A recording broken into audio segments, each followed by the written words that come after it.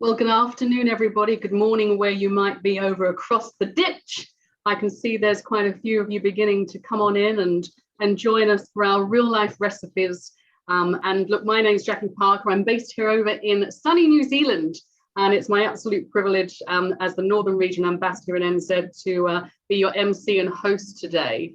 I'm getting to talk to some amazing inspirational women who've got some amazing stories to tell. And quite frankly, as it is with all of these events that we get to host, and fingers crossed we can get round to doing one where we get belly to belly with you at some point in this diary throughout the year, it's the opportunity for us to carry on the amazing work that our head honcho Irene Green started back in 2016, to listen to empathize with, to learn from, to raise awareness, to be inspired by amazing women who sit amongst us every single part of the day and sometimes don't realize how amazing it is to listen to their stories, to their trials, to their tribulations, and to the lives that they're leading to make sure they're living the very best lives, not only for themselves and their families, but as the three amazing speakers joining me today have done, for charities that enable them to give up their time freely to raise funds for such amazing charities up and down New Zealand, Australia, the globe. So I just wanted to open up and get you to applaud and welcome three amazing women who work within the Harcourts family. And I'm sure your paths will have crossed on many occasions. The amazing Kym Warner, come on in. Lovely seeing you. Hi. The beautiful Leah Haig, good afternoon, good morning to you. And the amazing Podlich, good afternoon, good morning to you. Fabulous. So thank you so much for taking up and giving us your time so freely. If you would, just give us a little 30-second elevator pitch of who you are, and what you do. I'll start. We'll go in order. So Kym Warner, I am the Chief Financial Officer, so CFO for Harcourts International, based here in Brisbane. I've been with Harcourts now coming up 4 years. And as my two fellow speakers will adhere to, work in the finance team with some pretty amazing people. And I've been doing this ride now I've been involved with it for 5 years. Fabulous. Leah. Hi, my name is Leah Haig, and I've been with Harcourts for about 18 months now.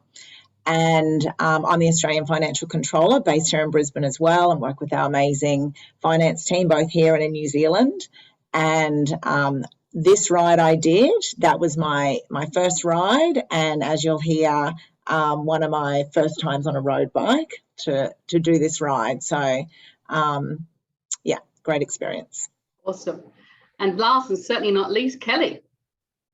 Yep, so I'm Kelly Podlich. I am the Group Financial Controller for Harcourts. I've been with Harcourts for almost 12 years now. And it was also my first ride, and basically once Leah and Kym said that they were doing it, I felt I had to, otherwise I'd get FOMO. So there was no sort of, holding you to ransom, twisting your arms and, sensing they were going to fire you if you didn't join the team? Oh, there were probably some off-the-record threats. Yeah. Yeah. But we don't really talk about that. I never implied you never get another pay rise again. Yeah. Never. Kym did consistently speak about the ride for quite some time, to the point where I was like, it could be career limiting if I don't actually do this ride. So for those of you joining, what you're listening to is the forerunning of what these women do for fun, for frolics, and for charity. And amazing to me is that prior to this, it's not like I could say that I'd seen these women out on the road or seen them sort of participating in the Tour de France or anything like that, or even maybe necessarily participating in a spin class. But anyway, these three amazing women decided, either wholeheartedly or with a little push from behind, that they were going to join and ride and raise money. And all of those things are not an easy feat to accomplish, let alone doing all three together. So these brave souls entered the world of, I am and I do believe it is going to be competitive cycling, not only because these beautiful women are doing it in the women's only team, and not because we're sexist in any shape or form, but we really do like to give the boys a bit of a run for their money.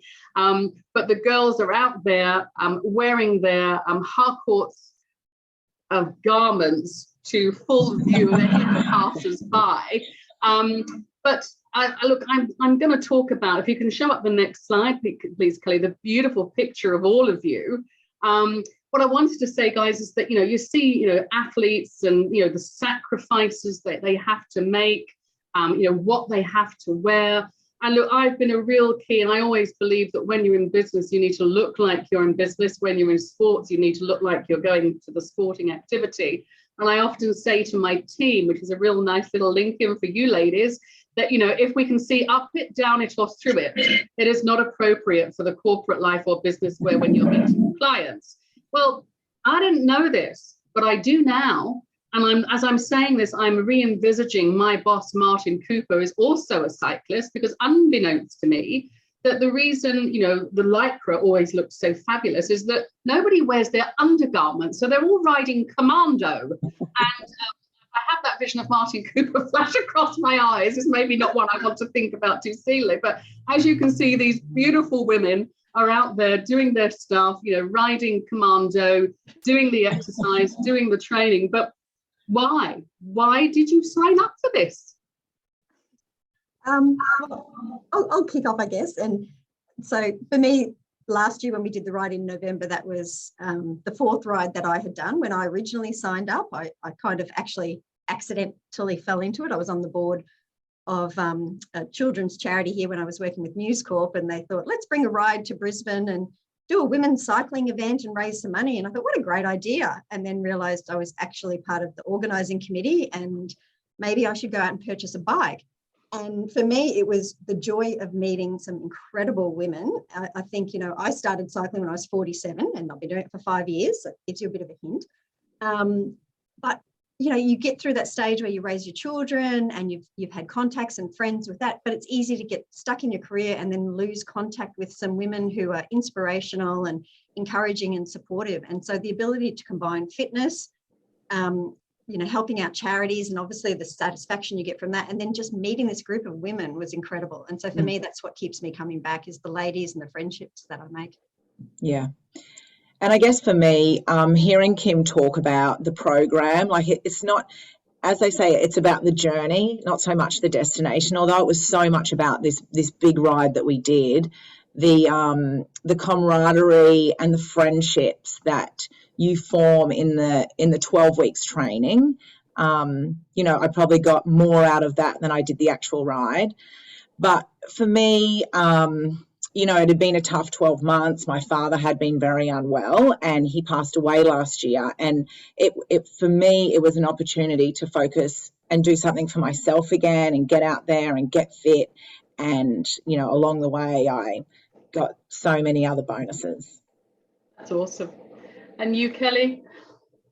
I guess the experience was amazing. It's something I still don't believe I did, let alone at the time think that it was something I could do. But like I said before, I really think my main motivation at the beginning was I didn't want to miss out. I didn't want Kym and Leah to turn up at work after a ride and me think I should have done that. So I was hoping that Kym asked me because she thought that I could. And I just ran with it. And I think some of you would know me, but I'm not your typical cyclist from a size point of view. So I'm probably like 20 or 30 kilos heavier than everyone else. So it was like a massive physical challenge for me. And I thought I would use that to raise money for the kids, because I think there'd be plenty of people that donated that thought, wow, like I can't believe she's doing that. So next year for me, I'll do it for the kids, but this year it was definitely for me. Yeah. And hey, look, amazing that, that you find such camaraderie. And I think it just, reverts back to why Inspirational Women is such a key point within the Harcourt's family. It is all about that, and people, I don't want to sound sort of cliche, but the sisterhood of women is something that's been so undervalued, that we can support each other and still be competitive in business, but always doing the right thing. And amongst doing the right thing, you get to meet amazing people. We want to join you on a ride to help you achieve both success and goals for yourself, but also, as we've said, for phenomenal charities. I'll start back with Kelly, though. Did you have any self-doubt that you could do it? Oh, 100%. I still don't even think I can do it, and I already did it. Yeah, I really, it wasn't until the end of day 2 that I actually thought I can do this. And it's because I knew that the hardest part of the ride was over and I just had to ride home. I even had some people that told me I probably shouldn't do it. So yeah, there was a lot of self-doubt, but I just figured that if I just kept showing up, the rest would happen. And that was literally my training strategy, was just get out of bed and show up. And all of a sudden then, I've ridden 50 Ks or, I've ridden 100 kilometers, and yeah, it's crazy. And isn't that just all about life, though, and everything we do, just showing up? Sometimes just showing up is actually the kickstarter to everything. So, they of little faith doubting you. So you'll make them eat their hats and pay their money out again this year, which will be which you shall do with glee. And Leah, did you have any sort of self-doubts that you could do it? Oh, absolutely. Before this, I think my longest ride was 9 Ks. So before we started training, so I just didn't even know if I was capable of making it that far. So yeah, lots of doubt. But again, getting to training and being amongst so many amazing women, with each training session, the belief in myself just built, because I knew I was surrounded by so much support. Yeah. And that's phenomenal to know and to see and to feel. Sometimes people say, oh, yeah, I got your back, but actually showing up, being present with you, and really, well, getting your ass actually is what they're doing, supporting you going forward. That's how they do it for you. And Kym, I mean, obviously you're a veteran at this now. So obviously if there were any self-doubts in the beginning, they've obviously maybe, wandered off into the distance. Was there self-doubt? Oh, look, absolutely. I mean, as you get older every year, but everybody in the photo you see up on the screen, every single rider there, apart, well, for some reason I haven't got my helmet on, but every one of those ladies was new to the event and new to the ride. So our entire Harcourts team were new riders to this event. And so, we had the best camaraderie and the best team spirit. But even with that, it's the teams that help you get up the hill. So for me, my self-doubt comes from, I'm not the fastest. I'm not anywhere near the strongest. I'm very slow up hills. And it's just always feeling that, you're sort of pulling the peloton back, but having the support of the other ladies just to keep going. Because, it's really hard to just keep pedaling when you think that's the top of the mountain and then you go around a bend and it just keeps going. And then when your coach says that's the hill's done, but she forgets to tell you about the next 50 kilometres worth of hills, that's when it's challenging. Also remembering that you're actually doing this with actual physical, hard pedaling. It's not like you're getting on an electric bike to help you through and go up and down the hills when you don't like it. If we could find a motor small enough, that would be perfect. Maybe we'll have to look into that. Hardcore's will have to find a little way they can put on the back of your bikes, which is awesome. I mean, obviously, you're out there in the elements, out there in the wildlife, and when I think of Australia, I think about all the little creepy crawlies and things like that. That would be perhaps one of my sort of biggest fears. But what were yours? And I'll start with Kym again. What were your biggest fears? I'll look for I'd actually recruited most of the ladies on the team, so I think for me, the whole ride, I felt very much like the mother of the group. I think one of our team she calls me squadron leader, which I love. My big fear was that they wouldn't get out of it what they wanted to, and then, it's such a personal journey, that mental and physical challenge, but supported by people. And so I wanted to make sure that, everybody who was part of the team and honestly gave me the best experience, that I could do the same for them. Yeah, that's beautiful. Leah, and for you, what were your biggest fears? Letting people down, like disappointing people who had believed in me, supported the charities, and even letting myself down by not finishing. I knew it was going to get tough, and I just, you always have that fear that you won't be able to finish. Well, I think it's one of those things that sometimes it's that isn't it amazing, listening to you women talk, it's almost like we fear that we're suffering a little bit from the imposter syndrome, that, God, I shouldn't be doing it because, I've never done it before. I'm not the right size, they're all younger than me, and, they'll have done this before. This is their sport. You think that you just shouldn't do it. But you women are absolute testament that we are never too old to try a new trick and continue to do some fantastic work. And for you, Kelly, what were your biggest fears? Similar to what Kym said before, my biggest fear was just holding everyone up for being too slow. So, I was always the last person going up the mountain, whether I usually started at the beginning and ended up at the back.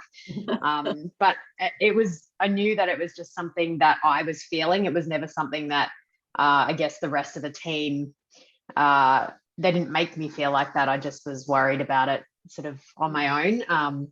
But the good news is, as everyone passed me, they said really encouraging words going up the hill, like, "Go, Cal, you can do it. You're nearly there." Or, yeah. So that was good when they were doing laps of the mountain, because they keep coming past. But when we were just going straight up, then eventually those people ran out. It was just me.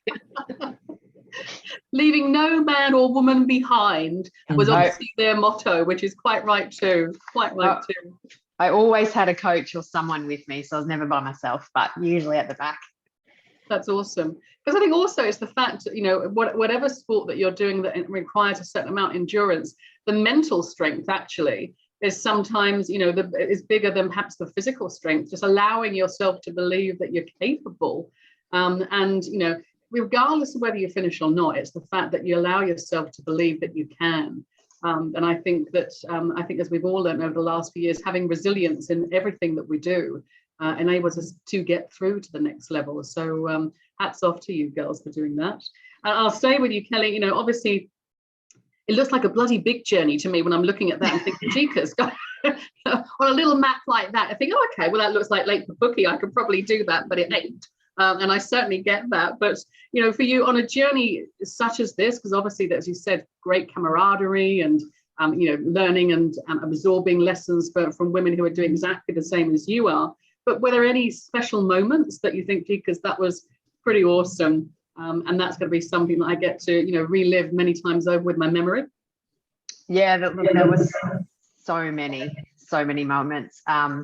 That map there is actually day 2. So that's the 120 kilometers we did on the second day. And that was the big challenge day. And I think I mentioned to you before, we got up to this point here, which was about 40 kilometers into the 120 kilometer ride. And I got to the top of that mountain and I just burst into tears because I actually didn't think I was going to make it up there. So I think I was also devastated we still had 80 kilometers to go. But that was getting to that point was kind of like that was the pinnacle, and everything after that wouldn't be that hard.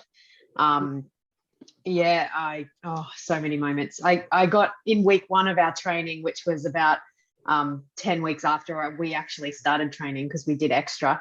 I got rider of the week the first week, and that was really special, I guess. So the coaches sort of picked me out for putting in effort and showing up to training and being a good team player and all that. So that was really nice as well, and very unexpected. I kind of thought it'd just be the fast people that got rider of the week. So yeah, that was a special moment. And probably lastly, I think everyone jokes about the fact that my whole family were there. So I had a lot of support from my husband and my mum and dad and auntie and family members. And luckily for me, most of them live at Caloundra, so they met us at the finish line or the start line every single day and cheered us in. And it was a very small cheer squad. There were probably 4 or 5. But yeah, it was really good to have, knowing that they were supporting. And, my husband drove up the coast to pump up my tires and make sure I was okay, and then drove home. So yeah, they're probably the main sort of special moments for me. That's awesome. Leah, any special moments that stand out for you? Yeah, same climb Kelly was talking about on day 2, that really tough uphill day. One of the ladies in one of the other teams actually started the day with a migraine, which is not what you want. So she was really suffering, and I was riding behind her, and her entire team, wherever they were on the mountain, realised that she wasn't unwell, and they slowed down and they came back to her. And then they took turns in physically pushing her up the climb. So we have pushers on the ride that if you're struggling, they'll touch the bottom of your back and help you up the hill. And her team took it in turns to push her up the hill, and they sang songs like to get her through this climb. And I was behind them for a little bit, and I was just blown away by, I guess, women supporting other women and pushing them up the hardest hill. It was like a real life picture, women supporting women, and what the ride, was so much about. So, I just burst into tears and had to do my climb crying, but it's really a moment that stuck with me. Beautiful, absolutely beautiful. And Kym, any moments that stand out for you as, sort of special, funny, difficult? There's so many. There truly are. There's just so many. I think the best moment is always when you cross the finish line safely and everybody finished. So we were extremely successful in that. We have a sag wagon, a car that drives with us, so women can hop in there if they, feeling tired or whatever. Every one of the women supported each other to get through the whole ride. It was 360 kilometres in 3 days. It was a lot longer than anything a lot of them had ever done. And the fact that when we cross the finish line, and we always have a major event, and this family there cheering you on, and it's just so beautiful. And for me, seeing particularly in the team, Leah's whole family, even seeing Kelly's family every day, one of the other ladies, her children there with signs, welcome back mum, welcome back Auntie Kym, those sort of things. And you see how the families embrace it for everyone too. And the example we're setting for our children, that's the stuff that kind of really resonates with me. And then probably one of the funny moments for me, we did talk about it a little bit earlier and stuff too, but when Kelly mentioned we started training about 10 weeks beforehand, and Kel and Leah had never ridden in a peloton before. So, the lady, you're like, where do I put my hands? And what are you calling hole for? What do I need to know? There's a hole in the road and all this sort of stuff. And Leah will love it. But, when we did explain to her that we don't wear underwear under there, and Leah constantly just saying, I feel so naughty. And it was just like, it's the funny things that sort of just stick with you. And then the most meaningful thing was one time riding along, and just the conversations you have with these women, and talking to a lady who was extremely senior in a very large company here, and her talking very openly about the bullying she had been facing in the workplace, and sharing that with us. And it just brings you back to reality that no matter how successful someone is, they're all going through something. And they're the kind of things that stick with me. That's awesome. And hey guys, look, as we're going through the questions, please do feel free. And it's lovely that I can see the lovely Irene and Paul, you've posted some comments. But if you've got any questions that you'd like to ask our gorgeous girls, please feel free to put it into the chat. We'll make sure that we're doing that. But I think probably for me, when I'm listening to those stories, and just so I'm really clear, Irene, if you're ever thinking that my arse is going to get on a bike and start running around Auckland, there are other things I could well do for charity. I'm not suggesting I'm going to be doing that. So I salute you for doing that. But I think that, raising, as we said, raising funds, for any charity is an incredibly humbling experience. But also, as we've said, raising charities and raising funds for what has not historically been children that necessarily would maybe pull at the heartstrings. These children between 12 to 15, and you're touching on the fact that one of the ladies you're riding with, senior in her business life, had suffered bullying or is still suffering bullying, within the workplace, and so too are these children. I think I was saying to the ladies earlier on, gosh, my life growing up, my 12 to 15s, yes, I was bullied, but it was only whilst you were in school and you came home. Now these children have no respite from what's happening out in the world and how they're feeling, cyberbullying, texting, all the rest of it. So I think for you girls to actually put your bums on the seat and raise money to help these children, I think is phenomenal, because I think mental health in our youngsters is absolutely something we'll need to be looking at now and long term in the future. And anything we can do to help them and raise funds for that and awareness is of absolute credit. So we salute you for that. I mean, obviously with any training, you know, there's going to be challenges. There's going to be physical challenges. We said mental challenges. You know, were there the physical challenges? We spoke about, you know, obviously the sisterhood, helping other colleagues and riders up the hill and being real support. But did you experience the pain of physical challenge? And, you know, how do you get through that pain? As you just think, gee, because I just want to go down to the bottom of a glass of wine. So, you know, how do you get yourself for that? Kym, I'll start with you. God. Well, the wine is a good, you know, it's certainly a good vision to uphold. Like throughout the training, it's not just the cycling. We actually, one of the things over the years that we've learned that's worked really well with the women is we'll run extra courses and information throughout the training period to prep you. So we often have a nutritionist come and talk to us about the right food to be eating. And we often have a sports psychologist come. And one of the things she spoke with about, actually Harcourt's hosted that for all of the ladies, which was lovely. One of the things she spoke about with was, you know, having that vision and picturing what you're going for, and just something even small that kind of entices you to keep going. And, you know, it could be, I want to get to the finish line. It could be, I want to go see, you know, my mum and dad are going to be at the finish line. You know, for me, I really like chocolate milk. So it was like, I'm going to have a chocolate milk when we stop, you know, and it's going to like, can keep going. And so it's just, it is a lot of mind tricks. And, you know, there's one sort of habit where you have that, you know, in your brain, your amygdala kind of saying, oh, fight or flight, stop, go, whatever. And it's just pushing that off. And I won't say the words we said to it, but, you know, we'd tell it very politely to go away. And just keeping, like, that's your negative voice telling you something. And so just keep pushing forward. You've got a vision, you're heading somewhere, you've got support, you can tap into the fact that you've done it through the training, you're all prepared, you know, you've got this whole support group who believe in you. And it made a big difference. So physically and mentally, you know, thinking about what you're actually putting into your body, but also what you're telling your mind.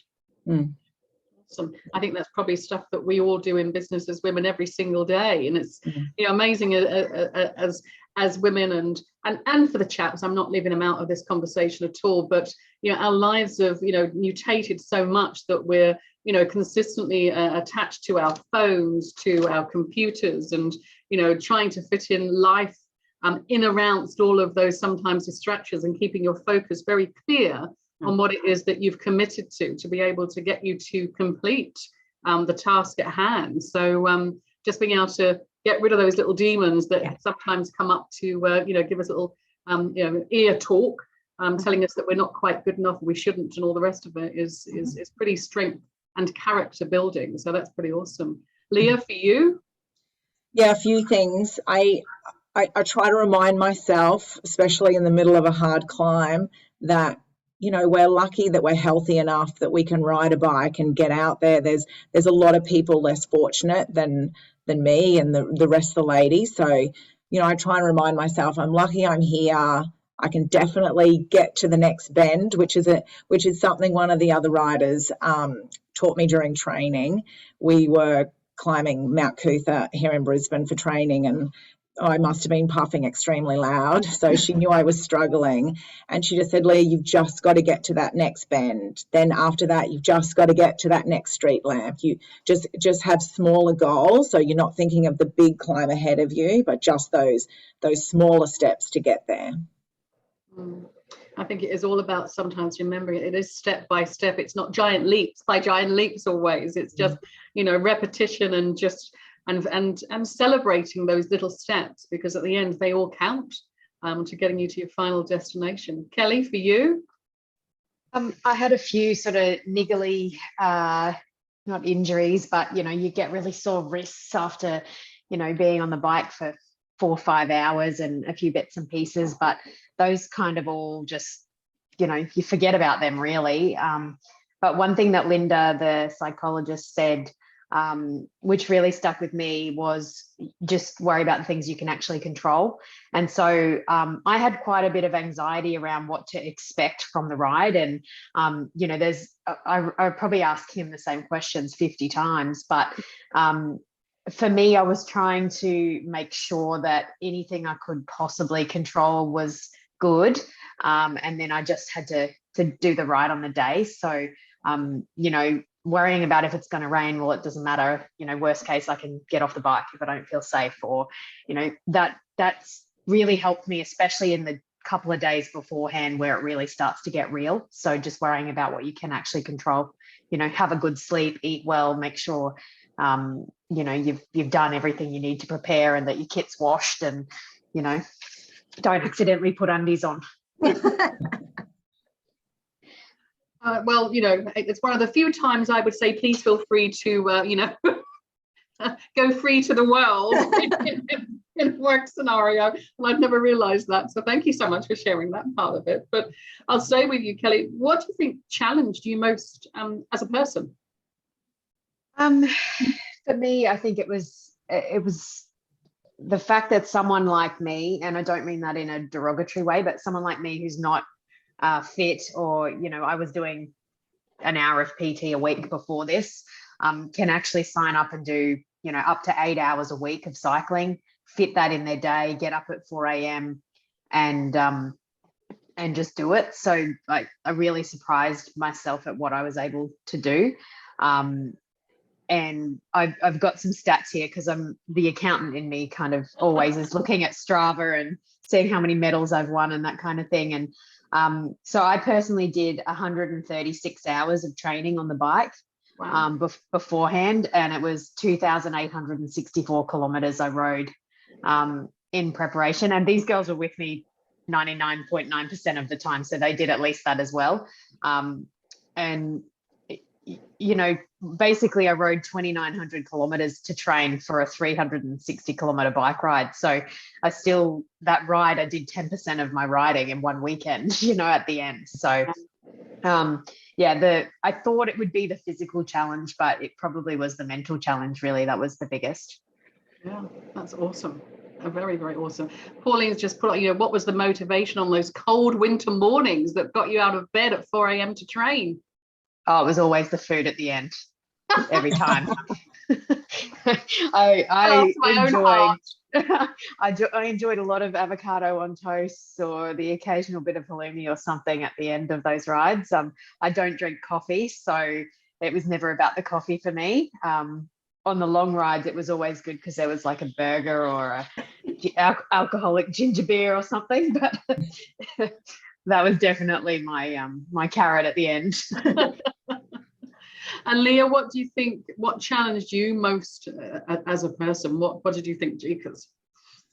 I think as you get older, it's the thought of taking up new things is quite scary. And for me, it was as much as Kym reassured that it will be a very supportive group of people, in your mind you build it up that there's all these pro riders there who just have done the Tour de France, and I'm going to show up with no experience. So I guess it's a whole new hobby, like road riding. I'd never done it. So I guess for me, it was just taking on a whole new, not only a challenge, but a new interest, and meeting a whole new group of women that I'd never met before. So, it was so great to challenge myself and overcome that fear. And I think we all need challenges that push us to be better people. Sometimes it's the challenge of maybe just, walking that extra K on the treadmill in the morning, or, that sometimes it's the challenge of making sure we're touching base with our family and friends enough, reminding ourselves that we need to do that to have fully rounded lives. And Kym, what was yours? What challenged you most as a person, do you think? I think this ride for me was so much more about the rest of my team, and so it was the first time I'd really pulled together a team as individuals, pulled them together and formed a team. And so it was for me, my biggest challenge was making sure they got the best experience they possibly could out of it. It's funny, in one way doing the ride year after year it gets easier, and then in other ways it gets harder because you know what's coming, and day 2 is going to be challenging. You know how exhausting some of the long rides that we do during training can be.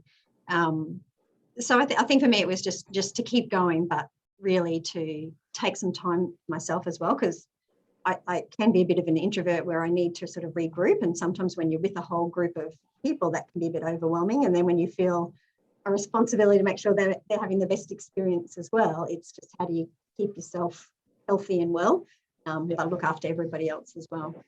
Yeah. And obviously, Kym, you were the first one to draw all the rest of your team into to joining you willingly on these journeys. Where did your support or your inspiration come from? Like I found myself doing the ride, and 5 years ago, and I hadn't really. I think I was very fortunate to be in that place, because I don't know if I'd have actually chosen to do it. Because we brought this ride to Queensland. It was the first time we'd ever done it. We had no idea how much we could raise, but I was very lucky. The charity we were supporting for that first year was a charity that I was chair of the board on, and it was a charity that I felt very passionate about. So for me, that was the driving force for that. But what I got out of it, the connection and the camaraderie and the skills. What better way to learn a new sport? I'd never ridden a road bike either. But what better way to learn them than a 10 or 12-week training program with Australian coaches who themselves are, ex-racers. And, the first ride I rode with Katrin Garfoot, who won the gold medal at the Commonwealth Games the year after, and she pushed me up all the hills and thanked me for helping her with her training. And I was just like, that's okay. So I'd never have had the chance to do that. So it's just this opportunity to try things. And then when I meet these women, and I've got Suwani over in New Zealand, who's our New Zealand financial controller, and one day we'll get her over here to do the ride too, Suwani, because I know she's watching, to be able to give that same opportunity to like Kelly and Leah has been remarkable. And Kelly's right. She had a number of people in her life early on who said, that's pretty daunting. And to see her self-confidence grow, and then to have her parents there cheering us all on, it was just beautiful. So that's what inspires me. Very, very cool. And Leah, was there somebody apart from Kym who's obviously, forcing you to do this, but was there any other inspiration that you thought, gee, because, this is my why, and we've spoken about sometimes finding your why to give you inspiration in everything we do. What was the inspirational support that you needed? I think the inspiration through the ride to get me through was the other riders, because you're always, we had a rider who was a lot older than everyone, and we had Kelly who always pushed herself up every hill and got there in the end. So, and different women on different days were in different headspaces or physically hurting. So, to see this group push themselves in every possible way, you can't help but be inspired and keep going yourself, even when you feel it's tough. Yeah, I think we can all resonate with that sometimes. I think that's very key to the lives that we lead. And Kelly was, obviously, was there an inspirational part of you, or was it, the support that you got that kind of carried you through? 100% the support. So every single rider at some stage, said something encouraging or came over to see how I went, or, that was amazing. And the coaches were amazing. A special shout out to Paula, who is on this call. I've been scanning to see who's joined, and we formed a pretty close bond, and she was able to help me in some ways because we'd been through some similar experiences. And just the coaches were just amazing, and they believed in us from day one. And it was couldn't have done it without them, and they were definitely the reason to keep showing up. And so much support. And it's kind of ruined the riding experience beyond this event, because having never ridden with anyone before except for my dad when I was like 15, riding in a peloton and riding with these women where they all genuinely care about you, and you're riding together for a common goal, it does make it a bit different or hard when you actually go and ride with a group of people you don't even know, and it's just a different feeling. And this ride set the bar so high, and we're just lucky that as a group we're still riding all together, so we still get to feel that way. I had just a technical question. Where did you all get your bikes from? Because you weren't bike riders before. Where did these miraculous two-wheeled beasts arrive from? Well, once you do a little bit of research, so we're very lucky. One of the ladies who rides in the group and is one of our key organisers owns a cycling shop, and so we tend to go there. Kelly inherited my secondhand one until hubby got on board and did mammoth amount of research, and Leah recently got a new one just before the ride, Leah, or just after? Anyway, I actually did the ride on a older bike. I think it's 7 years old, that a good friend sourced for me on Gumtree. Since the ride, I have upgraded. So I'm also then reading that, but the fact you've upgraded and got new ones, this is going to be a regular part of your yearly escapades in raising funds and riding around, obviously, Australia. Gosh knows where your journeys are going to take you. But, you know, once you've done it, you know, and the euphoria is kind of, you know, subdued a little bit. And you've also been, you know, preparing for months, although you're saying 10 weeks, I think my head tells me, gee, because you probably need more time to do it. Well, I would need more time than just 10 weeks. How do you do with getting back to normal? And what does normal look like? Obviously, you're buying bikes, so obviously normal is now cycling. Yeah. Kym, I'll start with you. Look, to be honest, a couple of us got quite ill afterwards, so that took us out. But I mean, one of the things that I've learned, and any of the ladies doing it regularly, is to keep going. It's really hard to sort of stop and then start again. And so the beauty of all the, you know, WhatsApp and Facebook Messenger and different things is that, you know, we have a number of groups with all the ladies who ride, and there's always messages back and forth. Oh, I'm going for a ride tomorrow. Anybody want to join? We'll meet at 5:15, and, you know, different things. So just keeping that momentum going. And maintaining those friendships as well. So we're very lucky that Paula, as Kelly mentioned, has sort of taken us under her wing and is now making us do very long rides in preparation for a small little 80K ride coming up in a couple of weeks.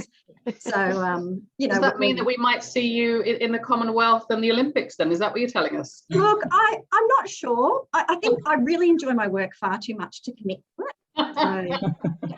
So, And Leah, what about you? How was back to normal for you? Yeah, it was a bit of a crash down to earth because, you know, when you finish, the family was there, my husband and children and friends, and you feel like a champion. And, you know, the next morning I was back to emptying the dishwasher and, you know, organising the household in exactly the same way. So, but yeah, definitely I was concerned that the training would drop off and I would have no motivation to get on the bike. But luckily, with the incredible connections and network that we formed through the ride, you do keep up with the riding, commit to each other, and show up at 5:15 still for rides. Awesome. That's awesome. And Kelly, for you? Kym mentioned before there are a few people that got sick. I was one of them, so that certainly burst the bubbles. So we finished the ride on the Sunday. Monday, Tuesday were an absolute blast, and Wednesday I went home from work at 10 in the morning and was actually off for 3 weeks. So was really, really sick, but recovered from that now and was, you know, getting itchy to get back on the bike. My husband bought me a bike for my birthday in September, which was just before the ride, and that basically was almost blackmail to say you need to keep riding, which I was planning on anyway. But yeah, it kind of all just keeps going, you know. Yeah, so that's pretty awesome. Other than we don't have the pressure, it's a bit easier to say, oh, I can't go tomorrow. Yeah. So that's probably the only change is, and that's probably why Paula did set up the training for this little 80K ride that we're training towards, is if you do have a goal, you do get up and show up. So yeah, otherwise riding's just a normal part of life now. So having done this and, you know, committing to do it again, do you look through a new lens at life now? Is the view different? Kelly, I'll start with you. Look, it honestly just still feels like a dream to me. I can't even, don't even have words, you know, like it's completely changed my life. You know, I've made some amazing friendships and just, connections to other amazing women that I don't think I ever would have had the opportunity to do if I hadn't have done this. So, yeah. Quite humbling sometimes as well when we sort of, you know, we take a moment to focus on the lens that we're looking through now. Leah, how about you? Yeah, just that awareness now that I can challenge myself, and the people around you will be supportive, and you know, I guess not to be afraid when you're taking on challenges that you're on your own. So yeah, that would be the biggest thing I've taken away from it. Awesome. Kym, and you? I don't know. I think I keep coming back, so I must be taking something positive out of the experience. Yeah, I don't know. I think it's just, for me, it's just kind of the connection with women or the charities or purpose. And, you know, I do want to set a good example for my children. They're older now, but, you know, when they, you know, come to the finish line and, you know, pretty proud of mum, I think that's a really nice thing to be doing. So, yeah, I think it would be really easy. It's very easy to work and go home and, you know, sit and watch Netflix or something and not do as much or push yourself as hard. And if it takes a group of people waiting for you at the start line to get you out of bed, then that's what it takes. Yeah, that's what it takes. I don't know whether we've got any other questions from our listeners today, but you know, and Zachary's just said, you guys are inspirational. It's been so great to see you all fall in love with, you know, fall in love with riding, and showing us lazy ones how it's done. But I think for me, listening to the stories and the commitment, it just proves that, you know, even when we have self-doubt, it's amazing what other people can see in us and help to bring out of us, and help to elevate us. And I think listening to you three wonderful ladies today, you've certainly inspired for sure, which is why Irene Green, you know, started Inspirational Women, so that we could listen to amazing stories. And I think probably one of the words that I'd probably pick up on that, and again, I'm going to go back to the imposter syndrome. You know, Leah said, you know, you felt like a champion. You know, from us sitting here looking at you on screens, you're absolutely champions, whether you were riding without your knickknacks on a bike, or whether you were going home and loading the dishwasher and emptying the dishwasher, just like that we all do, the mundanity of things that we do. But I think it's just allowing ourselves to actually understand that we don't all have to be super women 24 hours a day. We can be women, we can have moments of having super times.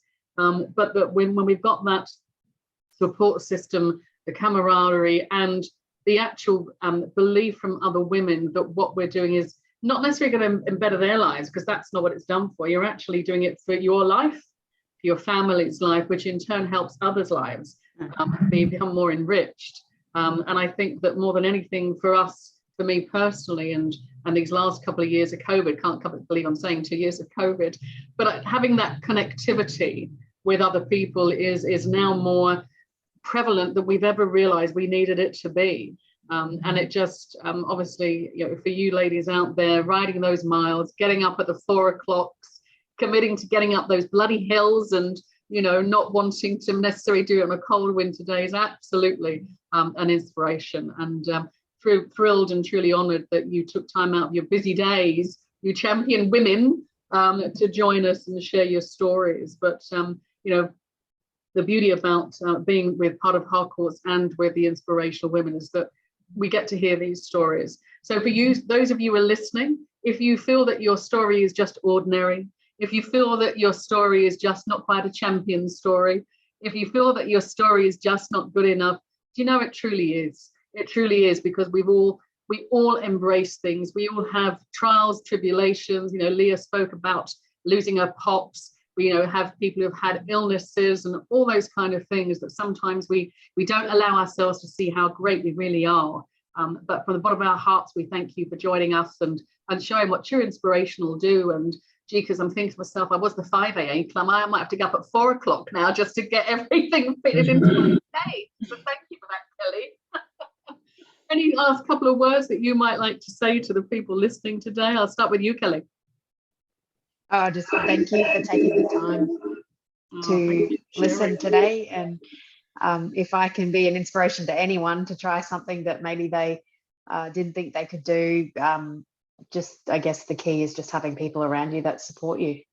Yeah, and absolutely. You can do anything. Yeah, absolutely you can. Leah, for you?